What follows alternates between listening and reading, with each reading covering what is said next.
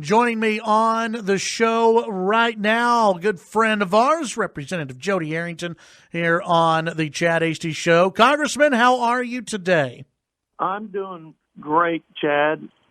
I'm thinking about America needing to hit eject and jump out of the craziness of open borders, illegal immigrants getting health care when we're broke, and the government taking over everything from cows and airplanes and elections. And it just amazes me how radical these Democrats can go and still think they have a prayer to defend the House and to get rid of this president who they hate, and a president that, in my opinion, has probably accomplished more than any president in recent history. You may not like his rhetoric sometimes. I can personally tell you I don't always like his tweets, and his style is not always my style. But he is fighting for this country, and he's doing a great job. And in some cases, he seems to be the only one fighting and making any progress to save the union. So anyway, sorry, you said jump, and I'm just keying and you off jumped on in. Look at that. Congressman, I want to bring up, before we get to the background checks and some of the things that have made headlines as far as the Second Amendment goes. You had a tweet yesterday that I thought was very interesting and really needs to be known by especially our more rural area, our farmers out here, about House Democrats playing politics with trade aid. Talk about that a little bit and what Democrats are up to. Well, they've been playing politics with USMCA, which is the NAFTA 2.0. It's improved. It's modernized. It's 170,000 new jobs. It's 1 million jobs in Texas in NAFTA by itself, and it is the most important thing right now for our ag producers. But Pelosi's been playing politics with that simply on the basis of not wanting to give the president a win. I still think we're going to get that one over the goal line, but she's messing with him, and she's messing with America's future as a result. On the MFP, let me just make it simple for your listeners. This is the trade assistance that the president and Sonny Perdue, our Secretary of Agriculture, has provided to ag producers, to our farmers and ranchers who've been hit hard by the fallout from the tariff battle with China. It's real. Farmers are having a tough time as it is with suppressed prices and rising costs, et cetera, et cetera. So this just smooths out this rough patch to give the president the runway he needs to renegotiate, essentially, to hold China accountable, cheating and stealing, and so that we can get to a balanced and fair trade with them. So the Democrats have threatened to pull that money and not include it in this CR.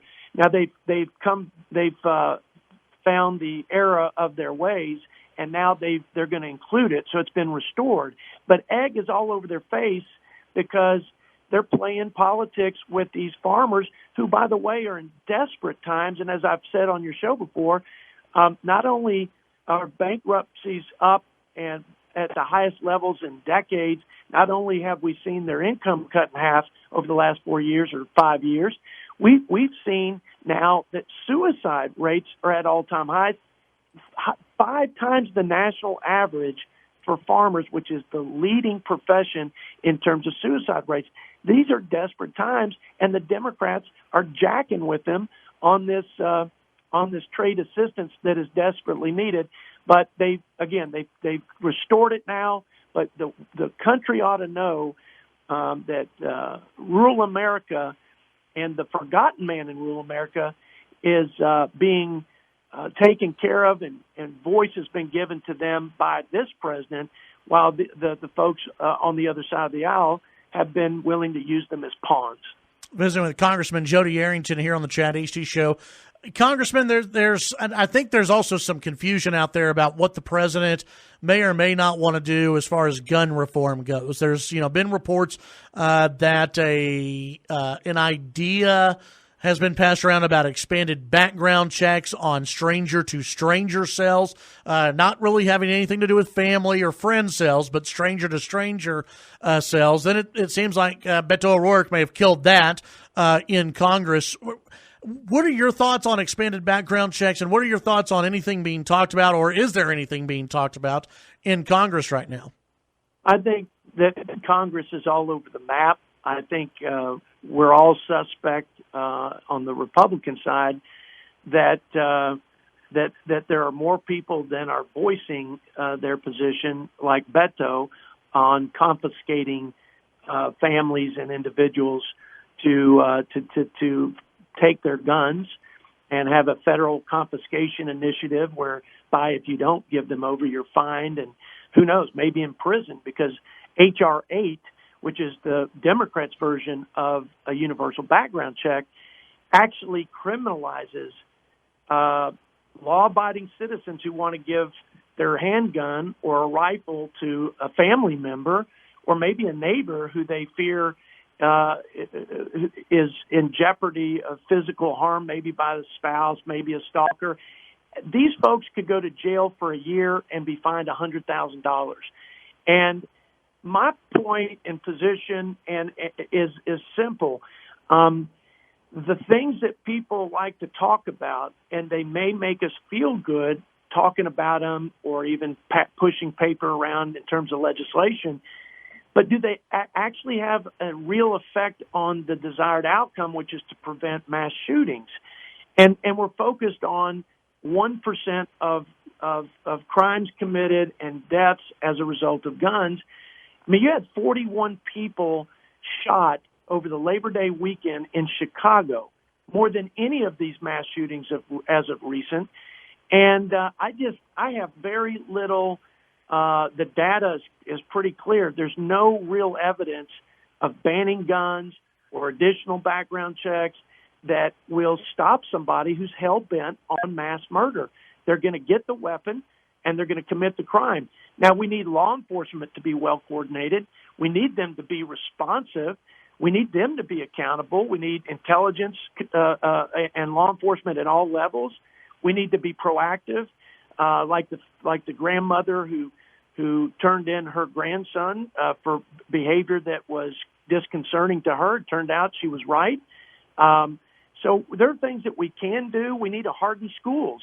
But, the last line of defense for law-abiding citizens is to be able to bear arms and to be able to defend their families and communities. And ultimately, as you know, the Second Amendment is about protecting oneself and their community, their state, against a coercive central government or tyranny. That's the whole basis. So I don't want to do anything that just makes us feel good but doesn't actually have any real effect. And I certainly am not going to allow anything to happen that will infringe on that sacred, fundamental right to bear arms and protect ourselves against bad people and bad government. Well, and Congressman, it just doesn't even seem like your colleagues on the left are that serious about taking guns away from even those who could commit crimes. There was a red flag law that was proposed, and Democrats opposed an amendment that would have linked red flag laws to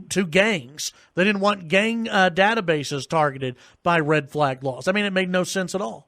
Well, they don't want that, so you have to question what their motive is, and they didn't want to include a similar feature on the universal background check or a penalty for somebody who was here illegally, so they didn't want to get into that. What they want to do is fine us and regulate us and just open up the border and do nothing to discourage that illegal practice. Yeah. I'm telling you, I'm very suspect of the federal government trying to. Congressman, we got to get going. We'll Yep. see you next week in D.C. Okay. Thanks, Chad. Thank you. That's Congressman Arrington.